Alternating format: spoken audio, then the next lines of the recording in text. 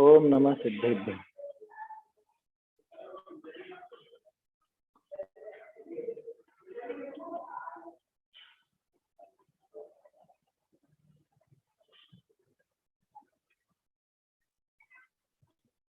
कारुणमुक्कारं जिणवरवसहस्रवर्धमानस्य दंसनमग्गमवोच्छामि जहाकं मनसमासेन।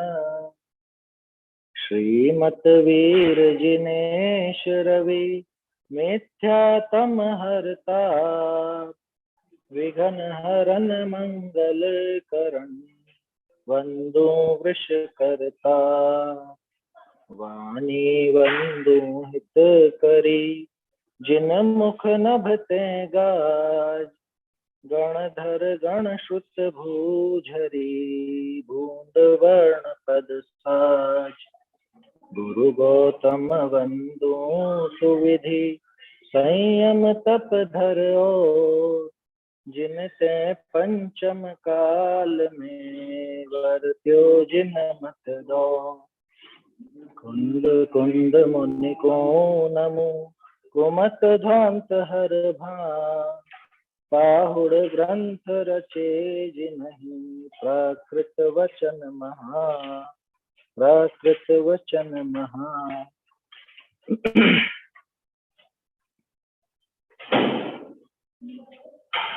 ये कुंदाचार्य देव का महान अष्टपाहुड़ ग्रंथ है और इसमें अपनी दर्शन पाहुड़ पर चर्चा चल रही थी। कल अपन ने दर्शन पाहुड़ ग्रंथ का स्वाध्याय पूरा किया और योग से आज रविवार भी है, गाथा पाठ का भी समय है और ये पाहुड़ भी पूरा हुआ है। और ये ग्रंथ जब प्रारंभ किया था तब भी ये सोचा था कि प्रत्येक पाहुड़ के आखिर में एक थोड़ा सा रिवीजन जैसा हो जाए ना, तो सभी गाथाओं का भाव अपने को आखिर में ख्याल में रहे। तो आज एक एक गाथा को अपन देखते हुए चलेंगे और उसमें क्या विषय आया था इसको भी अपन एक रिवीजन की तरह देखते हुए चलिए। सबसे पहली गाथा में कुंदाचार्य ने यहाँ पे नमस्कार किया था जिनेन्द्र भगवान को, वर्धमान स्वामी को, जिसके अनेक अर्थ अपन ने देखे थे। और दर्शन मार्ग, सम्यक दर्शन के मार्ग को कहने की प्रतिज्ञा उन्होंने यहाँ पर की थी। इस समाज से मैं कहूंगा, गाथा बोल लेंगे, है ना, गाथा बोलते चलेंगे और उसका अर्थ देखते चलेंगे। कारुणमुक्कारं जिणवरवसहस्रवर्धमानस्य दंसनमग्गमवोच्छामि जहाकं मम समासेन। कर्णमन जिनवर वृषभ एवं वीर श्रीवर्धमान संक्षेप्त देख दर्शन यथाक्रम करूं दर्शन मार्ग। इसके बाद फिर दूसरी गाथा आई। तो दूसरी गाथा में बहुत महत्वपूर्ण बात यहाँ पे आचार्य देव ने हमें बताई कि वास्तव में धर्म का मूल क्या है। जिस धर्म के लिए हम प्रयत्न करते हैं, जिस धर्म मार्ग में लगने की सोचते हैं, उस धर्म का वास्तव में मूल क्या है, यानी जिसके बिना धर्म हो ही नहीं सकता। ऐसा कौन? कि ऐसा एकमात्र सम्यक दर्शन। शुरुआत में यही कहा और आखिर तक इसी की महत्ता दिखाई इस दंसन पाहुड़ में। दंसन मूलो धम्मो उवेक्षो जिणवरे स्थानम तमसो ऊण सकन्ने दंसन हीणोण वंदिवो। सद्धर्म का है मूल दर्शन जिनवरेंद्रों ने कहा। हे कान वालो सुनो दर्शन हीन वंदन योग। इसी गाथा में ये भी कहा था कि जो दर्शनहीन हो वो बिल्कुल भी वंदनीय नहीं। माने जिनके पास जैन दर्शन का ठिकाना ही नहीं है, जिनके पास सम्यक दर्शन नहीं है, वो वंदनीय नहीं, चाहे कैसा भी वेश धारण कर रहा, वो वंदनीय नहीं। बहुत महत्वपूर्ण गाथा थी। इसके बाद फिर तीसरी गाथा में बताया कि दर्शन से जो भ्रष्ट हैं, माने सम्यक दर्शन से जो भ्रष्ट हैं, जिनके पास सम्यक तो नहीं, उनको निर्वाण की प्राप्ति नहीं हो सकती। भले चारित्र भ्रष्ट जीव सीख जाएगा, माने उसको सिद्धि हो जाएगी, लेकिन दर्शन भ्रष्ट कभी भी सिद्ध नहीं होगा। दर्शन भ्रष्ट जीव को मुक्ति की प्राप्ति नहीं। दंसण भट्टा भट्टा दंसण भट्टस्य निर्वाणम सिद्धन्ति चर्य भट्टा दंसण भट्टाण सिद्धन्ति। दृग्भ्रष्ट है वे भ्रष्ट है उनको कभी निर्वाण न हो। सिद्ध चारित्र भ्रष्ट तक दृग्भ्रष्ट को निर्वाण न। इसके बाद एक एक चीज बता रहे हैं कि सम्यक दर्शन के बिना भले हजारों शास्त्र पढ़े हों, उन शास्त्रों का ज्ञान भी किसी काम का। बहुत शास्त्रों को जानता हो, लेकिन इस आराधना के बिना, इस दर्शन आराधना के बिना तो भ्रमण ही करता रहे। सम्मतरयण भट्टा जानन्ता बहु विहाय सत्थाई आराहणा विरैया भ्रमन्ति तथैव तथैव। जो जानते हो शास्त्र सब पर भ्रष्ट हो सम्यक से घूमे सदा संसार में आराधना से रहित। इसके बाद उग्र आचरण करने वाला भी हो, लेकिन सम्यक दर्शन सहित अगर नहीं है तो वो बोधि की प्राप्ति नहीं कर पाता, वो बोधि लाभ नहीं कर पाता। चाहे हजारों करोड़ सहस्त्र कोड़ियां है ना, हजारों करोड़ वर्ष तक वो प्राप्त, मतलब वो उग्र तप करता रहे, उग्र आचरण करता रहे, लेकिन बोधि की प्राप्ति उसको नहीं होती। सम्मत विरह्याणम सुठु वियोगम तवम चरणताणम रणलहंति बोहिलाहम अविवास सहस्र कोड़ी। यद्यपि करे वे उग्र तप शत सहस्र कोटि वर्ष तक पर रत्न त्रय पावे नहीं सम्यक विरहित साधु तक। इसके बाद कहा कि वास्तव में जो सम्यक सहित होते हैं, सम्यक के ज्ञान सम्यक सहित ज्ञान दर्शन बल वीर आदि सहित होते हैं, वही वास्तव में इस कलयुग में पाप से रहित होते हैं, वही निर्वाण की प्राप्ति करते। सम्मतणान दंसण बलवीर वर्धमान जे सवे कल कलुष पाव रहिया वर्णाणी होती ऐरेण। सम्यक दर्शन ज्ञान बल और वीर्य से वर्धमान जो वे शीघ्र ही सर्वज्ञ हो कलि कलुष कलमश रहित। फिर वो कहते हैं कि जिसके हृदय में सम्यक की जलधारा होती है, जलधारा बहती है, वहां पे कर्मों की रज भी, कर्म की धूल ठहर नहीं पाती। ये पुरानी है वो खिर जाती है और नई आ नहीं पाती। ये संवर और निर्जरा सम्यक दर्शन से प्रारंभ होता है। 7वीं बात, सम्मत सलिल पव हो नित्यम हिये पवत्थये जस्स सम्मम बालुय वर्णम बंधुच्चयनाशये तस्स। सम्यक की जलधार जिनके नित्य बहती हृदय हे कर्म रज से ना बंधे पहले बंधे भी नष्ट। फिर इसके बाद 8वीं गाथा आई। तो 8वीं गाथा में बताया कि जो दर्शन से भ्रष्ट है और ज्ञान चारित्र आदि से भी भ्रष्ट है, वास्तव में तो दर्शन से भ्रष्ट है, इसीलिए ज्ञान चारित्र से भ्रष्ट, और वो भ्रष्ट खुद तो भ्रष्ट है ही, वो दूसरों को भी भ्रष्ट करते हैं। इसलिए ऐसों के चक्कर में बिल्कुल भी नहीं आना। ये बात थी 8वीं गाथा में। जे दंसणे सुभट्टा प्राणे भट्टा चरित्र भट्टाय एदे भट्ट विभट्टा हे संपि जनम विनाशन्ति। जो ज्ञान दर्शन भ्रष्ट है चारित्र से भी भ्रष्ट है, वे भ्रष्ट करते अन्य को, वे भ्रष्ट से भी भ्रष्ट है। खास चीज थी वहां पे, भ्रष्ट करते हैं ऐसा शब्द नहीं लिया, विनाशन्ति, कि खुद भी नष्ट होते हैं, दूसरों का भी नाश करता है। माने भ्रष्ट होना वो नाश होने जैसे, हाँ उपल ना हो जैसे, कि खुद भी डूबते हैं दूसरों को भी डूबा। अब उसके बाद ये इनकी विपरीत प्रवृत्ति, जो खुद भ्रष्ट है और दूसरे जो धर्म मार्ग में लगे हुए हैं उनको उल्टा दोष देते हैं, उनमें ऊट पटांग बातें उनके निकाल करके और उनके बारे में अनर्गल बातें फैलाते हैं, विपरीत बातें फैलाते हैं। क्योंकि खुद पे दाग लगा हुआ है ना, दूसरे मुझे कैसे पूछेंगे अगर ये दाग लगा हुआ रहेगा। तो एक काम करो, अपना दाग तो नहीं मिट रहा, दूसरे पे दाग लगाओ। जो निर्मल चारित्र का धारक है उसको मलिन, उसके चारित्र पर दोष लगा। वो भ्रष्ट पुरुष खुद भ्रष्ट है और धर्मात्मा लोगों को भी दोष लगा। जो को विधम शीलो संयम तव नियम जोग गुणधारी, तस्वय दोष कहंता भग्गा भगतणम बिंती, तपशील संयम व्रत नियम और योग गुण से युक्त हूँ, फिर भी उन्हें वे दोष दें जो स्वयं दर्शन भ्रष्ट हूँ। फिर उसके बाद बहुत बढ़िया उदाहरण दिया है, वृक्ष का उदाहरण देकर के 2 गाथाएं आई उसके अंदर कि भाई जैसे मूल नष्ट हो जाए तो वृक्ष पनप नहीं सकता, उसी तरह से सम्यक दर्शन अगर नहीं है, सम्यक दर्शन नष्ट हो जाए तो धर्म रूपी वृक्ष पनप नहीं। और अगर मूल साबित है तो वो फल फूल आदि सारी चीजें पनप जाएंगी, सब निकल आएंगे वापस तो उस वृक्ष में। उसी तरह से अगर सम्यक दर्शन शेष है, बाकी कुछ भी नहीं रहा हो, चारित्र भी बाहर में नहीं रहा हो, लेकिन वो फिर से फल फूल जाए।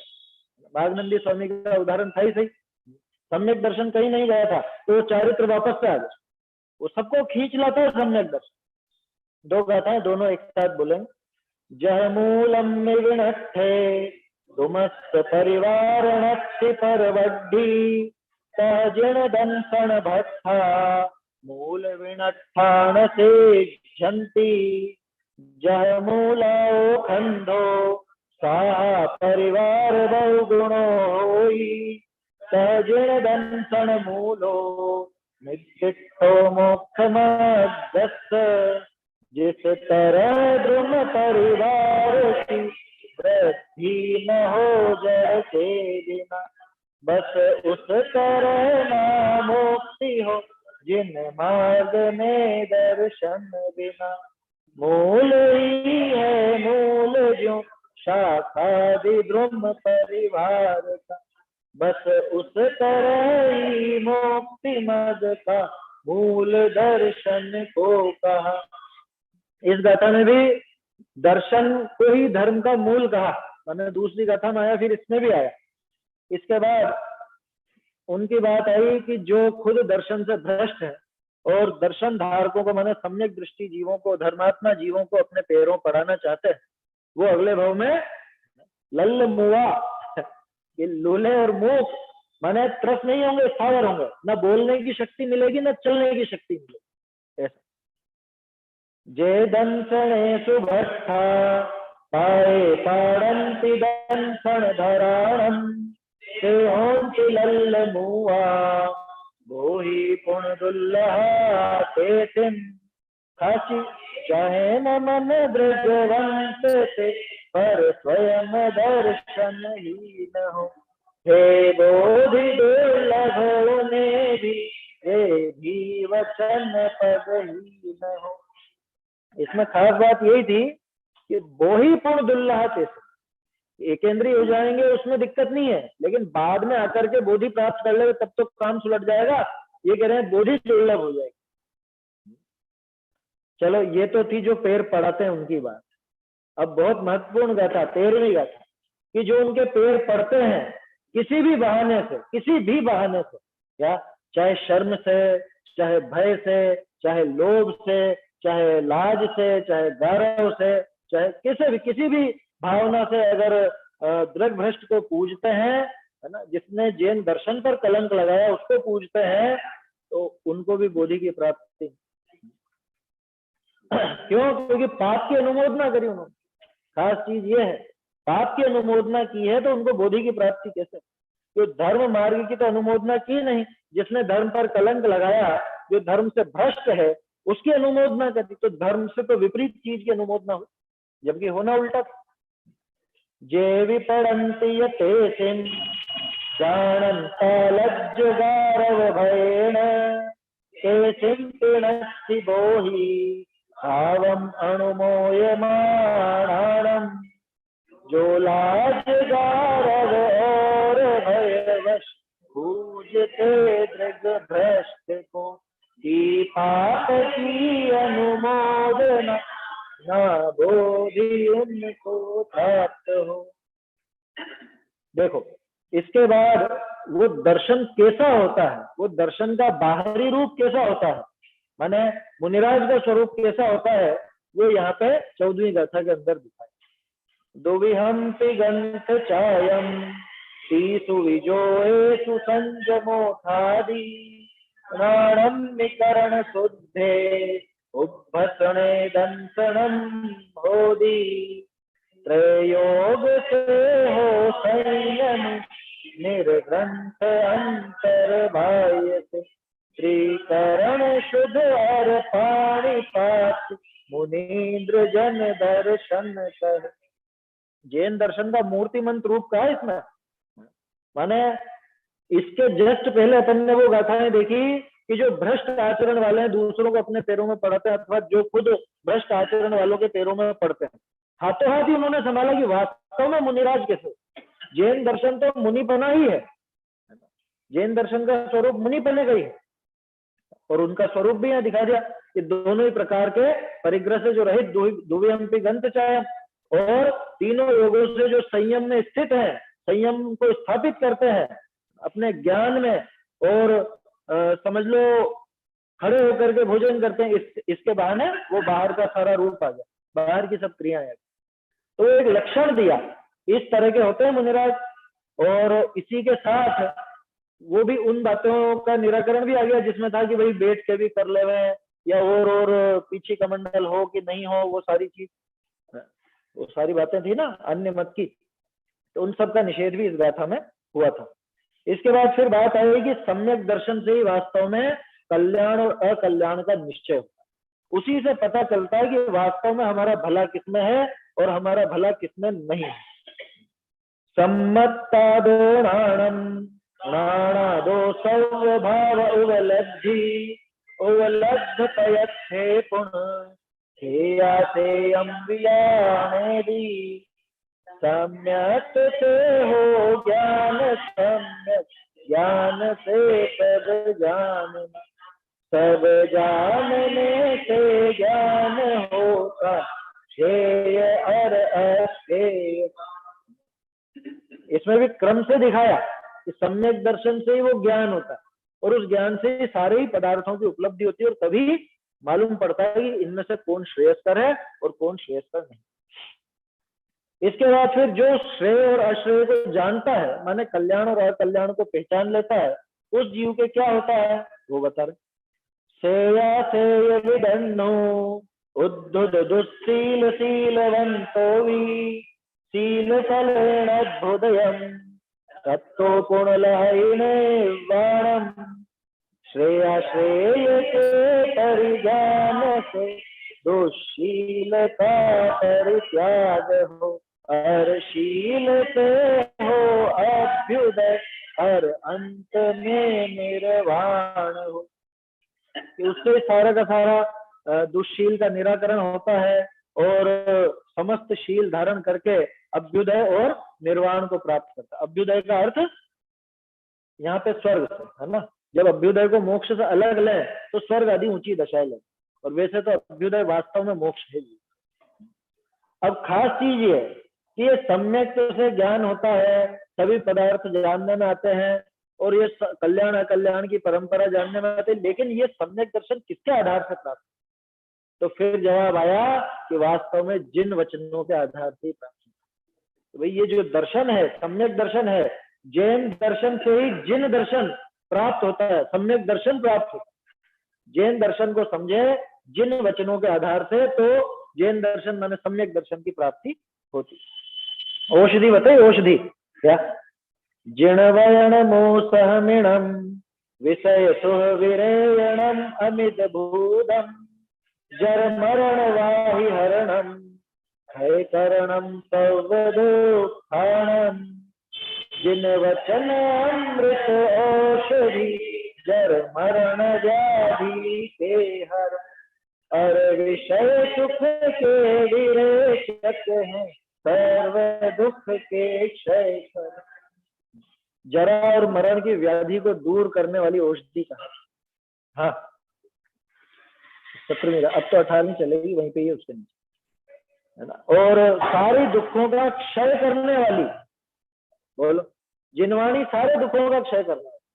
और हम पता नहीं किस किस में दुखों का अभाव ढूंढते हैं। यहाँ कुंद आचार्य देव ने तो यहाँ पे शास्त्रों का ही अभ्यास का बोला।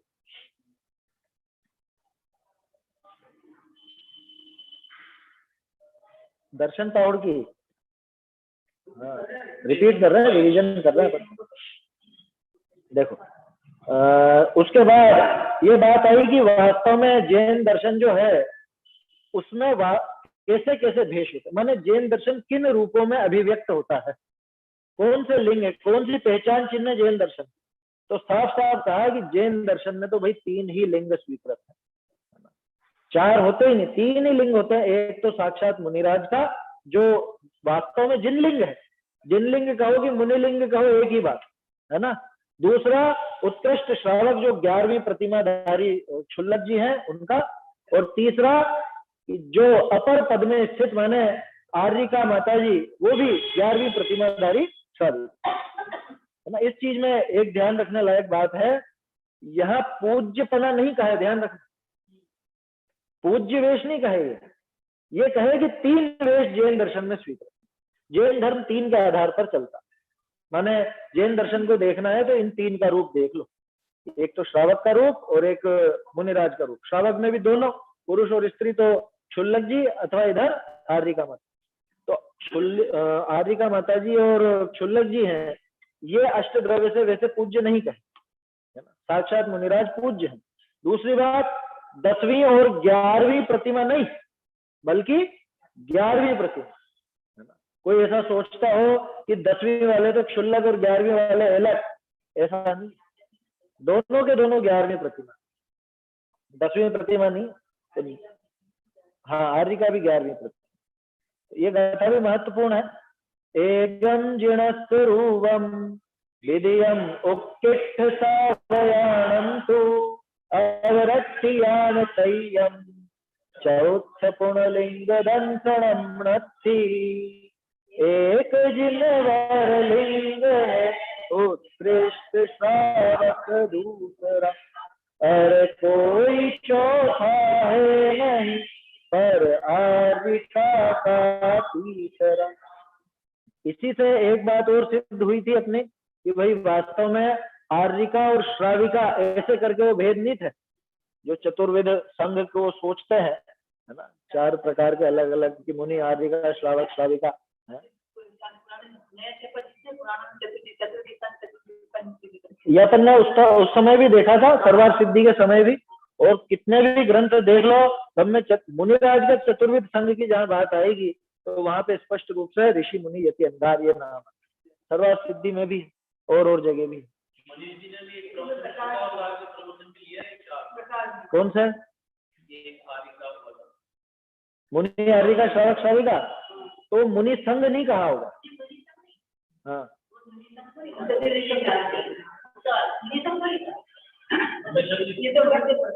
मुनि संघ नहीं कहेंगे, मैं कह रहा हूँ चतुर्वेद जो मुनि संघ कहा जाता है वो तो पूरा सब शामिल हो जाते हैं उसमें, है ना।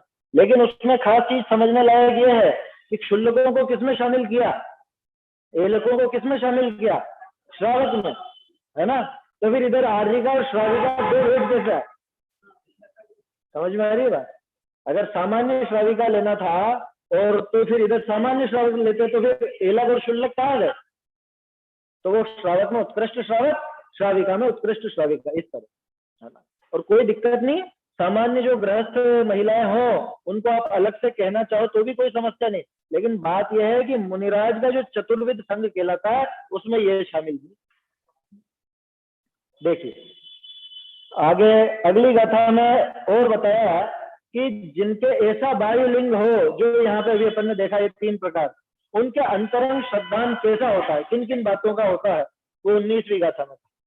क्षयदवणवतयत्था पंचस्थि सप्ततच्चनिदिक्था सद्दायिताणरूपम् सो सद्दिक्थि मुने यव्वो क्षेद्रवनवतत्था नाथ जिनवर देव ने जे के कहे, हे वही सम्यक दृष्टि जो उस रूप में ही श्रेष्ठ है। सारी चीजें आ गई इसमें, 9 पदार्थ और 7 तत्व, 5 अस्तिकाय, 6 द्रव्य, जो उनको यथावत स्वीकार करता है वो सम्यक दृष्टि। फिर व्यवहार निश्चय के भेद से सम्यक दर्शन के 2 प्रकार बता। 20वीं गाथा, जीवादि सद्दहनम सम्मतम जिणवरेहितन्नत्तम व्यवहारानिच्छेदो अपानम हवै सम्मतम। जीवादि का श्रद्धा नहीं व्यवहार से सम्यक है, पर नियत में से आत्म का श्रद्धा नहीं सम्यक है। इसमें खास बात ये थी कि वो आत्मा ही सम्यक दर्शन है। इस पर चर्चा की हुई थी अपन ने। आत्मा का श्रद्धान सम्यक दर्शन है, ये तो व्यवहार से कहा, निश्चय से तो वो आत्मा ही सम्यक दर्शन है ना। ये इसमें खास बात थी। ऊपर संस्कृत का जो अनुवाद दिया है उसमें भी आत्मा एव ही लिखा, हिंदी अनुवाद में आत्मा का कर दिया, लेकिन वास्तव में तो आत्मा ही सम्यक दर्शन है, ये निश्चय से। और व्यवहार से कि जीवादि पदार्थ जो बताए थे उनका श्रद्धान को सम्यक दर्शन था।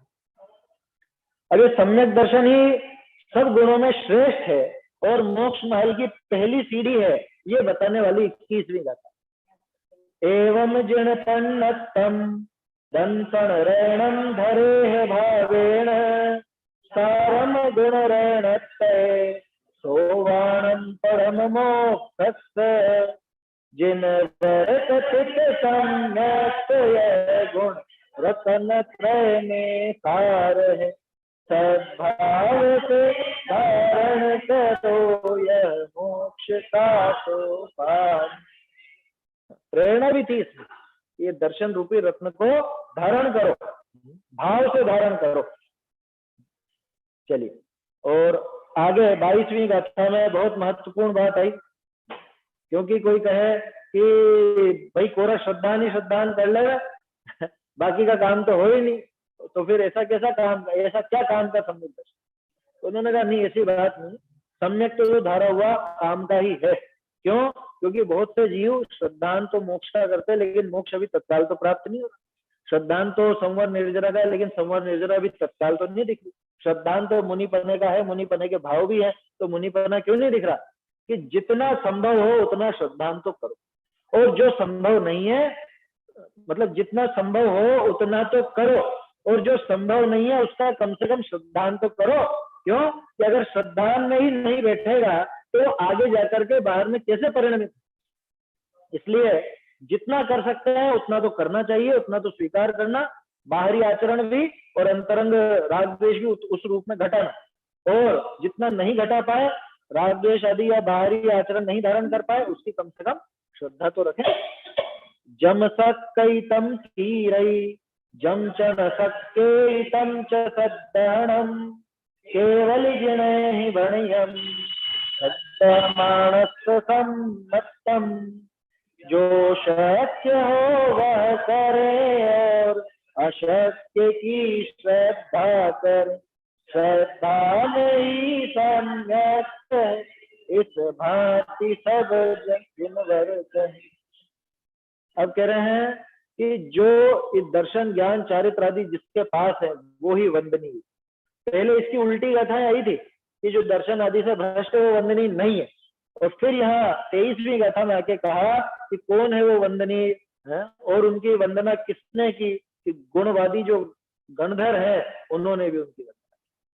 दंसणान चरित्रे तव विनयेणिच काल सुपसत्था एदेडु वंदनीया ये गुणवादी गुणधराणम।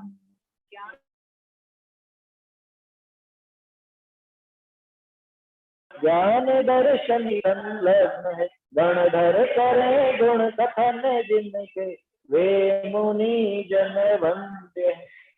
खास बात थी इसमें नित्य काल सुपसत्था, कि नित्य काल ही अपने में सुप्रस्वस्थ, सु भी लगाया प्र भी लगाया, स्वस्थ है, स्वयं में स्थित है और नित्य स्थित है, प्रकृष्ट रूप ऐसा। इसके बाद जो सहज रूप से मुनिराज का दर्शन हो और मुनिराज का सहज यथाजात रूप देख करके जो उनकी वंदना नहीं करते, जो उन गुणशील मुनिराज की वंदना नहीं करते, वो वास्तव में मिथ्या दृष्टि होते हैं। ये बात 24वीं गाथा।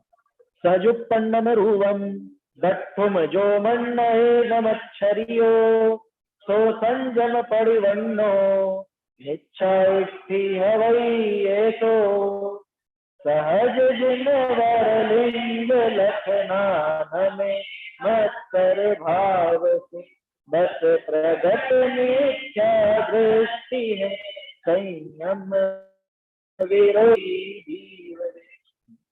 इसमें मात्सर्य की बात आई थी और अगले में गारव की बात है। दोनों गाथाएं एक जैसी थी, 24वीं और 25वीं। उसमें भी मात्सर्य भाव से जो सहज रूप देख करके भी नमस्कार नहीं करते, वो मिथ्या दृष्टि। अब कह रहे हैं कि जो गारव से, कोई गर्व से, घमंड से है, या पुण्य के विशिष्ट उदय में आकर के थोड़े से फूल गए और जो धर्मात्मा जीव है, मुनिराज है, मुनिराज को नमस्कार आदि नहीं करते हैं, वो भी सम्यक से रहित। हाँ, बोल सकते। हाँ, ये करी तो थी बात अपन ने, इस गाथा को पकड़ के बोला जा सकता है, तो उसके लिए पीछे दे चुके हो गाथा, है ना। मतलब वो जो कौन सी थी, 12वीं गाथा और 25वीं गाथा, इन दोनों को एक साथ पढ़ा जाए तो बराबर संतुलन नजर। 12वीं गाथा में तो स्पष्ट था कि जो बिल्कुल भ्रष्ट है और अपने पैरों में पढ़ाना चाहता, 12वीं 13वीं भी देख लो इसी के साथ कि भाई 13वीं गाथा में तो स्पष्ट कहा कि जो उनको कैसे भी नमस्कार करे द्रग भ्रष्ट को, उसको बोधि की प्राप्ति। इसके आगे भी है स्पष्ट, आगे हाथों हाथ संभाला, असंयमी वंदना योग्य नहीं। संयमी की वंदना नहीं करो तो मिथ्या दृष्टि, असंयमी की वंदना करो तो भी मिथ्या दृष्टि। ऐसा अमराण वंदियाणम रूवम दक्षूणशील सय्याणम जय गारवम करन्ति सम्मत विवज्यान्ति अमर वंदित शील मंडित रूप को भी देख कर नाम में गारव करे जो सम्यक विरहित जीव। अब ये 26वीं गाथा में हाथों हाथ दे दिया कि भाई इस चक्कर में तुम हर किसी को मत कर लेना नमस्कार। क्या कह रहे, कहीं हम मात्सर्य से तो नमस्कार, मतलब मात्सर्य तो से तो हम नहीं हट रहे नमस्कार करने से, या गारव से तो नहीं हम चूक रहे नमस्कार करने से कि मत गौरव। अगर असंयमी है तो नमस्कार नहीं कर, संयमी है तो करो, लेकिन असंयमी है तो बिल्कुल भी नमस्कार मत करो। असंजदम्न वंदे वत्थ विहीनो वितोण वंदिच दोन्निहोन्ति समाना एगो विण संजदो होदी असंयमी ना वंद्य है दृगहीन वस्त्र विहीन भी दोनों ही एक समान है दोनों ही संयत है नहीं। इसमें एक खास शब्द डाला वत्थ विहीनो भी। वो शब्द अगर नहीं डालते ना तो ज्यादातर लोग अभी यही समझते हैं कि असंयमी तो ये श्रावक के लिए है बात। उन्होंने कह दिया कि वस्त्र विहीन भी हो जाए, माने नग्न वेशधारी भी हो तो भी अगर असंयमी है, इसका मतलब क्या निकला? इसका मतलब ये कि नग्न वेश धारण कर लेने मात्र से संयमी नहीं हो जाता। नग्न वेश से उसके बावजूद भी वो असंयमी ही रहा, क्योंकि विपरीत आचरण था, विपरीत प्रवृत्ति थी, श्रद्धा विपरीत था, तो वो असंयमी ही, इसलिए असंयमी जीव वंदनीय नहीं। और यह असंयमी शब्द का अर्थ वास्तव में विपरीत आचरण वाला लेना, द्रव्यलिंगी बात वो नहीं लेनी है यहाँ पे, द्रव्यलिंगी मुनिराज वाली बात नहीं लेनी, क्योंकि उनको तो वंदनीय का कम से कम उनका रूप बाहरी वेश तो यथावत। हाँ, इसी अर्थ को दृढ़ करते हुए फिर 27वीं गाथा में णविदेहो वंदिजय णवीय कुलो णवीय जाहि संयुक्तो को वंदनि गुणहीनो नहु सवर्णो नेव सावयो होई ना वंदना हो देह की कुल की नहीं ना जाति की कोई करे क्यों वंदना गुणहीन श्रावक साधु। इस गाथा में तो ये गजब कह दिया कि भाई तुम क्या देख करके नमस्कार कर, शरीर मत देखना, कुल मत देखना, जाति मत देखना, हमारे समाज का है, हमारे घर का है, कुछ मत देखना, इनसे कोई वंदनीय नहीं होता। और एक खास शब्द इसमें भी डाला, को वंदनी, है ना, तो कौन वंदना करे, नहीं मैं तो कौन कहाँ मैं वंदना करूं, किसकी वंदना करूं, ऐसे की भले मेरे ही परिवार का क्यों ना, लेकिन अगर वो विपरीत आचरण वाला है तो वो न तो श्रावक है न श्रमण है, ये भी डाल दे, वो न श्रावक है न वो श्रमण। अब क्या कहेंगे उसको बताओ, क्योंकि तीन ही तो रूप बताए थे जैन दर्शन, अब ये तो दोनों नाम ले दिए, न श्रावक न मुनि, अब वो और कौन सा रूप आया, ये अजय ने तो कितनी बड़ी बात कह रही है आचार्य देव। फिर उसके बाद ही अगली गाथा में कहा कि इस तरह से वंदनीय नहीं है। वंदनीय पना किस वजह से आता है, किन कारणों से वंदनीय होता है जीव, वो 28वीं गाथा। वंदनी तव सावन्ना शीलम च गुणम च बंभचेरम च सिद्धिगमनम च ते सम्मत्तेन शुद्ध भावेन गुणशील तत् सम्यक मंडित ब्रह्मचारी श्रमण जो शिव दमन तत्पर उन श्रमण को शुद्ध मन से नमन हो। ऐसे मुनिराज को नमस्कार हो कि जो तप से युक्त है, सम्यक्त से युक्त है, सम्यक्त और शुद्ध भाव के आधार से जो सिद्धि की प्राप्ति कर, जिनके पास सभी गुण हैं, मूल गुण भी, उत्तर गुण भी, ब्रह्मचर्य का जो निरतिचार पालन करते हैं, 28 मूल गुणों का जो निरतिचार पालन करते हैं, ऐसे शील से युक्त महामुनिराज को ही मैं वंदना करता हूँ, उन्हीं की वजह से वंदनी। इनमें भी सबसे खास गुण सम्मत्तेन शुद्ध भाव है, कि वो सम्यक और शुद्ध भाव, उसी की वजह से वंदनीय कहा गया। इसके बाद फिर नहीं, ये तो अब अनंत देव की बात आ गई। अनंत भगवान कैसे होते हैं, क्योंकि कोई कहे कि भाई ये संयमी वंदनीय, वो कैसे वंदनीय हुए, तो वे अनंत भगवान कैसे वंदनीय है, वो इस गाथा में आया 29वीं। 64 चमर सहियो चौती सही ऐसे संयुक्तो अणवर भव सत्तहियो सम्मत कारण निमित्तो 64 चमर 34 अतिशय सहित जो अरहंत है वे कर्म क्षय के हेतु सबके हितैषी भगवंत। वो कर्म क्षय के हेतु किसके, खुद के भी और दूसरों के भी। जैसे वो खोटा गुरु वो खुद डूबता है और दूसरों को भी डुबाता है, ऐसे ही अरहंत भगवान ये खुद तैरते हैं और दूसरों को भी तारते हैं। काम विपरीत है ना, लेकिन एक जैसा गुण है। एक जैसा कैसा, कि जो खुद के साथ वही दूसरों के, है ना। हाँ है ना, ये तो बहुत तीव्र रफ्तार वाला जहाज है, ये खुद भी तिरेंगे, खुद तो तिरते ही हैं और दूसरों को भी तार।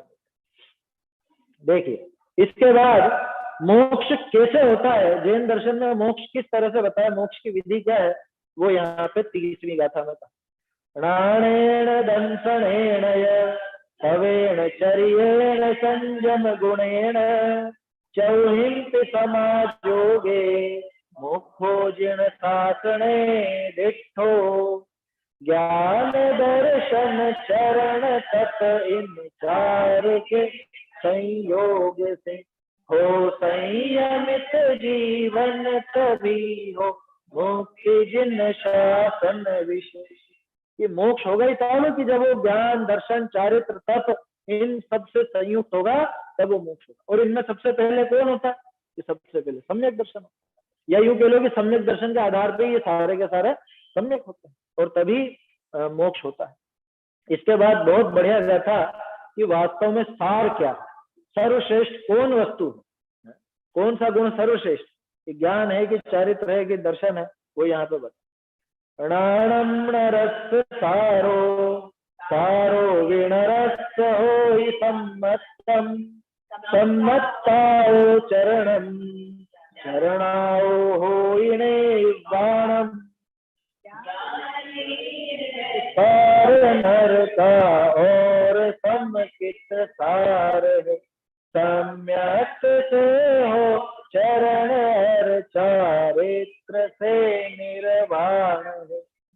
कि मनुष्य का मतलब जीव का सार वो ज्ञान, और चारित्र भी होता है, चारित्र से निर्वाण होता है, लेकिन वो चारित्र सम्यक से होता है। और वो जो ज्ञान सार कहा है उसमें भी सार बना सम्यक की वजह से, माने चाहे ज्ञान हो चाहे चारित्र हो, उन सब में श्रेष्ठता सम्यक दर्शन की वजह से। तो इसलिए सबसे श्रेष्ठ कौन हुआ? सम्यक दर्शन। सम्यक तो विशिष्ट गुण है, सबसे खास गुण है, सारभूत गुण। इसी को और विशेष रूप से यहाँ पे 32वीं गाथा में कहा कि इन्हीं के समायोग से सिद्ध होते हैं जीव। आज तक जितने भी जीव सिद्ध हुए हैं ये ज्ञान दर्शन तप चारित्र इनसे ही, मतलब इनके समायोग से ही जीव सिद्धि को प्राप्त हुआ। ये प्रेरणा असल में एक तरह से कि तुम्हें भी मोक्ष जाना हो तो ये करो। नाणमिदंसणम्य शवेण चर्येण सम्मसय्येण चौन्नम्पि समाजोगे सिद्धा जीवाण संदेहो सम्यक तमे परिणमित दर्शन ज्ञान तप और आचरण इन चार के संयोग से हो सिद्ध पद संदेहना। इसके बाद ये कहा कि सम्यक दर्शन से सबसे ऊंची चीज वो कल्याण की परंपरा, 5 कल्याणकों के धारी तीर्थंकर जो होते हैं वो तीर्थंकर पद भी इस सम्यक दर्शन रूपी रत्न के द्वारा ही प्राप्त। तो सम्यक दर्शन वास्तव में अमूल्य रत्न है, उससे कल्याण की परंपरा प्राप्त होती है। ये 33वीं गाथा में बताया।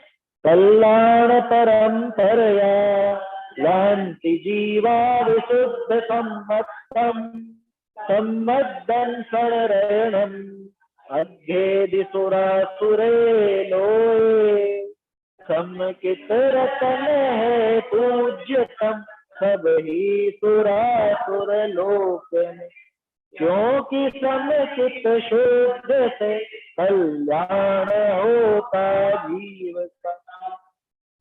इसमें भी खास चीज थी कि कल्याण परंपरा लांति, कि कल्याण की परंपरा के साथ वो सम्यक दर्शन हो।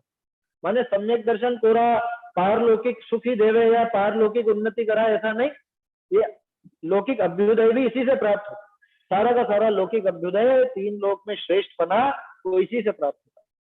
इसके बाद यहाँ पे कहा कि कैसे ये जीव सम्यक दर्शन प्राप्त करके और क्या क्या भोग करके, कैसे कैसे सुख भोग करके या कैसा उत्तम गोत्र आदि सब पा करके और फिर मोक्ष पाता है, वो यहाँ पे सम्यक दर्शन की महिमा दिखती। लब्धूणयमनुयत्तम सह्यंत उत्तमेण गोत्रेण लब्धूणय सम्मत्तम अक्षय सोक्षम च मोक्षम च प्राप्त कर नर देह उत्तम कुल सहित यह आत्मा सम्यक लह मोक्ति लहे और अक्षय आनंद परिणम। फिर बात हुई थी कि सम्यक दर्शन प्राप्त होते ही मोक्ष हो जाता है क्या? कि सम्यक दर्शन प्राप्त होते ही तो मोक्ष नहीं होता। कि तब तक क्या करते हैं? कि तब तक ये अरहंत बनकर के केवली भगवान बनकर के विहार करते हैं, भव्य जीवों को उपदेश देते हैं, उनको तारते हैं और अपने कर्मों का क्षय करते हैं। ऐसी दशा को क्या नाम दिया था? स्थावर प्रतिमा। ये निश्चय से स्थावर प्रतिमा। यहाँ 35वीं गाथा विहरदि जावजिनंदो सहसठ सुलक्षणे ही संयुक्तो 34 ऐसय जुदो था परिमा थावरा भणिया 1008 लक्षण सहित 34 अतिशय युक्त जिन विहरे जगत में लोक हित प्रतिमा उसे थावर कहे। इसके अंदर 34 अतिशयों का वर्णन भी आ गया था टीका में, और 1008 लक्षण कैसे कैसे होते हैं वो सब भी आया जो स्थावर प्रतिमा में होते हैं। और आखिरी गाथा 36वीं गाथा, इसमें अभी अरहंत देव ये सम्यक दर्शन के आधार से तो खुद अरहंत बने थे, अब अरहंत बनकर के बाकी बचे हुए कर्मों का किस तरह से नाश करते हैं और मोक्ष को आखिर में प्राप्त कर लेते हैं, तो जब यहाँ से गमन करके सिद्धशिला तक जाते हैं उसका नाम जंगम प्रतिमा। तो जंगम प्रतिमा रूप होकर के सिद्धि को पाते हैं सम्यक दर्शन के प्रभाव से। तो सम्यक दर्शन का प्रभाव सूचित करती हुई आखिरी गाथा 36। बारस विहतव जुत्ता सम्मम थवियोण विहिबलेण तम वो सत्त चत्त देहा निर्वाण मणोत्तरम पत्ता द्वादश तपों से युक्त क्षय कर कर्म को विधि पूर्व तज देह जो सर्ग निर्वाण पावे वैश्रम। इस तरह से पूरे 12 तपों से युक्त होकर के और सारे कर्मों का क्षय करके मोक्ष पाते हैं। लेकिन वो मोक्ष की उपलब्धि उसकी शुरुआत कहाँ से हुई? माने वो जो मोक्ष प्राप्त हुआ है वो मोक्ष प्राप्ति की शुरुआत, मोक्ष मार्ग कहाँ से प्रारंभ हुआ? कि वो सम्यक दर्शन से प्रारंभ। और वो सम्यक दर्शन जिन दर्शन जैन दर्शन के आधार पर प्रकट। इसलिए इस जैन दर्शन का वास्तविक स्वरूप समझ के और सम्यक दर्शन प्राप्त करना चाहिए। सम्यक दर्शन प्राप्त करने की प्रेरणा है और सम्यक दर्शन में जो जो बाधक है उनसे बचने की प्रेरणा भी इसमें। चेतावनी, प्रेरणा क्या है? चेतावनी कि इनके चक्कर में मत आ जाए। हाँ, शुरू में कहा था हे कान वालों सुनो, क्या तो अब अपने कानों को सफल करो, है ना, कान दो। जिनेन्द्र भगवान की बात पर, कुंद कुंदाचार्य देव की बात पर कान देना चाहिए, माने उस बात को ग्रहण करके सम्यक दर्शन प्राप्त करना चाहिए। इस प्रकार ये दर्शन पावड़ अपना पूरा हुआ। बोलिए। जैसे किसी श्रावक ने किसी मुनिराज से कोई व्रत लिया, हाँ, और बाद में मालूम पड़ा कि वो मुनिराज तो 28 मुनियों का पालन निर्विचार करते नहीं है या शिथिला नहीं है, हाँ, तब उस नियम का क्या होगा? इनका प्रश्न है कि किसी श्रावक ने कोई मुनिराज से व्रत लिया, अब बाद में पता चला कि वो तो खोटे हैं, तब उस व्रत का क्या होगा? व्रत किसने लिया था? व्रत तो खुद उस श्रावक ने लिया था ना, अपने भावों से लिया था, प्रतिज्ञा तो इसने ग्रहण की थी, तो ये तो अपनी प्रतिज्ञा का पालन करेगा पूरे प्राणपण से, है ना, ये उसमें दोष नहीं लगाया। इसका कर्तव्य यही है भाई, उस प्रतिज्ञा में थोड़ी ना कोई गड़बड़ हो गई। मतलब मान लो किसी खोटे व्यक्ति से आपने कोई अच्छी प्रतिज्ञा भी धारण कर ली, तो प्रतिज्ञा तो अच्छी है ना, उस प्रतिज्ञा का तो बराबर पालन होगा। किसी प्रतिज्ञा देने वाले के भ्रष्ट पने से वो प्रतिज्ञा भ्रष्ट हो जाती है, ऐसा नहीं है, ऐसा समझिए। क्योंकि इतिहास में बहुत सारे किस्से ऐसे हैं कि मुनि संघ में वो आचार्य भ्रष्ट हो गए। अब आचार्य ने जिन जिनको दीक्षा दी थी, क्या वो सब भी भ्रष्ट हो जाएंगे या उनकी मुनि दीक्षा भी खत्म हो जाएगी क्या? ऐसा नहीं होता भाई। प्रतिज्ञा तो उस लेने वाले ने पूरी भावपूर्वक और समझ बूझ करके ली थी, तो वो उसको समझ बूझ करके पूरा उसका पालन करो, है ना, उसमें कोई समस्या नहीं। हाँ, प्रतिज्ञा गड़बड़ हो, ऊट पटांग हो, क्या कि जैसे रात में तो खाने के त्याग हैं, लेकिन रात में मैं वो आलू की फलियारी तो खा सकता हूँ, ऐसा ऊट पटांग कुछ भी नियम हो जाए, बहुत उल्टे सीधे नियम ले लेते हैं ना। हाँ, कि किसी ने नियम दिला दिया शास्त्रों के हाथ नहीं लगाना, ऐसे ऐसे लोग बाग रहते हैं जिनके नियम रहते लौकी का त्याग है, चावल का त्याग है, और आलू तो चलता है, आलू खाता, लौकी छोड़ दी। और तो रहस्य बाद में मालूम चलता है कि इसको भाती नहीं थी, इसको भाती नहीं थी इसलिए नियम लिखा था। समझ में आ रही बात?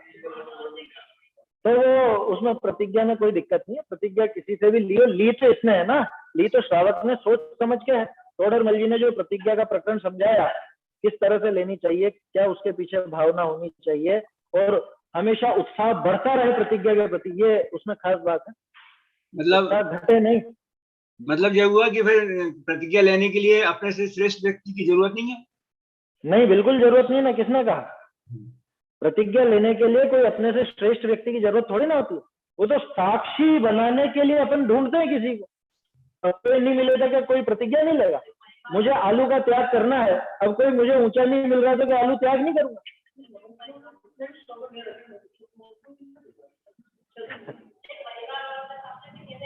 हाँ, कोई दिक्कत नहीं। आप आपके परिवार के सामने कह सकते हो कि मैं, मेरे आज से भैया ये नियम है, आज से इस चीज मेरे प्रतिज्ञा है ना, ये मैं लूंगा अथवा ये मैं नहीं लूंगा, जो भी है ना। परिवारजनों के साथ, वो तो साक्षीभूत बनाने के लिए है। हाँ, दीक्षा की बात हो तो वहां आचार्य चाहिए, दीक्षा की बात हो तो आचार्य चाहिए। बाकी कोई ऐसी प्रतिज्ञा में आपको कोई दूसरे देंगे तभी आप वो नियम ले पाओगे, ऐसा कुछ नहीं है।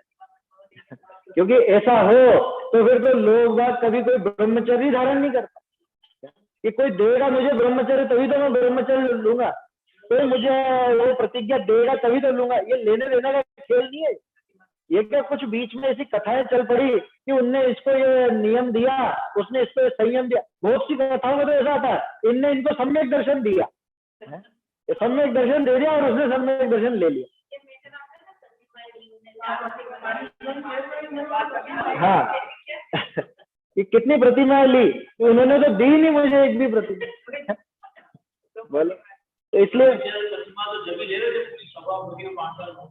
नहीं भाई, तालियां बजवानी हो तो होता है वो काम, वो तो सब एकांत के काम है। अपने मन में विरक्ति आती है, उदय प्रतिज्ञा को भयो प्रतिमा ताको नाम, संयम अंश जग्यो जहां, कहाँ पे स्टेज पर है, संयम अंश जग्यो जहां, भोग अरुचि परिणाम यहीं पे। दूसरों के सामने नहीं, कि अरे 1000 लोग ही नहीं है तो क्या प्रतिज्ञा। मान लो मुझे ब्रह्मचर्य लेना है और अगली सभा तो लगेगी साल भर बाद, तो साल भर तक क्या ब्रह्मचर्य से नहीं रहो? समझ में आ रही है बात? फिर बाद में भाव नहीं हो क्या करोगे? क्योंकि भाव तो पलट जाते हैं ना, इसलिए वो ये लेने देने का कोई काम नहीं है इसका। खैर, हमको तो सबसे ऊंचा जैन दर्शन मिल गया, और जैन दर्शन को समझाने वाले कुंदाचार्य मिल गए, है ना, और तोड़रमल जी मिल गए, जयचंद जी मिल गए, गुरुदेव मिल गए। अब इसके बाद तो मुझे लगता नहीं कि कोई कसर बाकी है, अपनी तरफ से कमी रहेगी तो ये हमको दर्शन पाहुड़ ग्रंथ के आधार से सम्यक दर्शन का स्वरूप समझ के शीघ्र अतिशीघ्र प्रकट करना है। इस प्रकार से अपना दर्शन पाहुड़ पूरा हो गया। अब अगला कौन सा है भाई? सूत्र पाहुड़, सूत्र पाहुड़, है ना। ये सूत्र पाहुड़, उसके बाद फिर चारित्र पाहुड़। ये ऐसा लगता है जैसे सम्यक दर्शन, सम्यक ज्ञान, सम्यक चरित्र ऐसा चलता, क्योंकि सूत्र पाहुड़ में वो शास्त्रों की बात तो आएगी सही, ज्ञान की बात भी है ना। उसको अपन कल से प्रारंभ।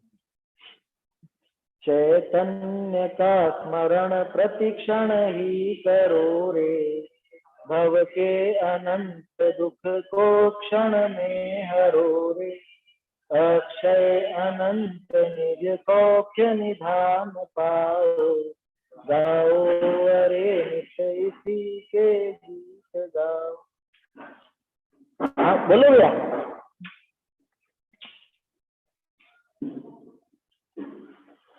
वर्धमान भैया, वस्तु जो होती है वो द्रव्य गुण और पर्याय से युक्त होती है।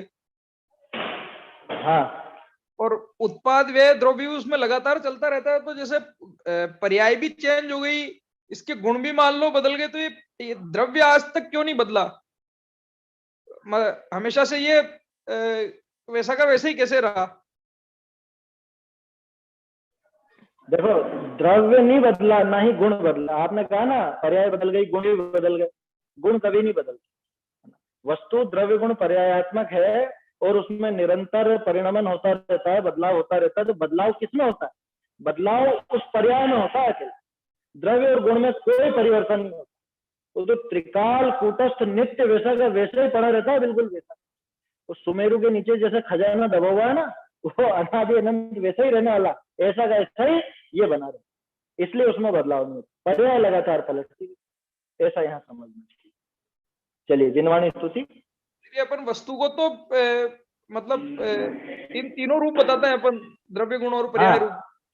हाँ, तो पर्याय ही क्यों बदली? मतलब ये द्रव्य आज दिन तक क्यों नहीं बदला? मतलब क्योंकि उसका स्वभाव नहीं है पलटने का। द्रव्य इसलिए नहीं बदला क्योंकि द्रव्य का स्वभाव नहीं है पलटने का। पलटने का स्वभाव पूरा पर्याय का, इसलिए कभी वो पलटता नहीं। और विस्तार से देखेंगे अपन, द्रव्य गुण पर्याय की चर्चा आएगी जब।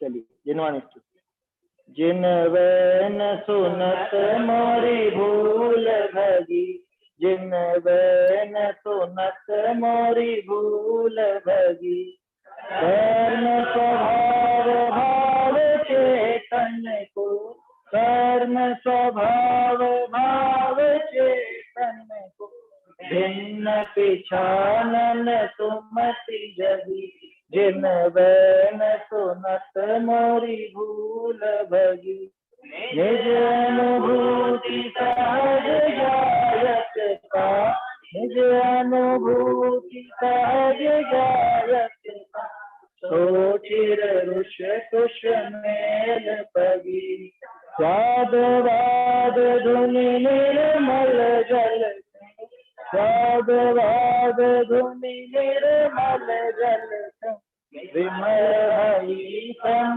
भाव लगी जिन बैन सुनत मोरी भूल भगी मोह हरन विगति संशय मोह हरन विगति जगती आसन खोज पगी डोल अपूरव मंगल पायो डोल पूरब मंगल पायो शिव सुख लेन होत उमदी जिन बैन सुनत मोरी भूल भगी जिन बैन सुनत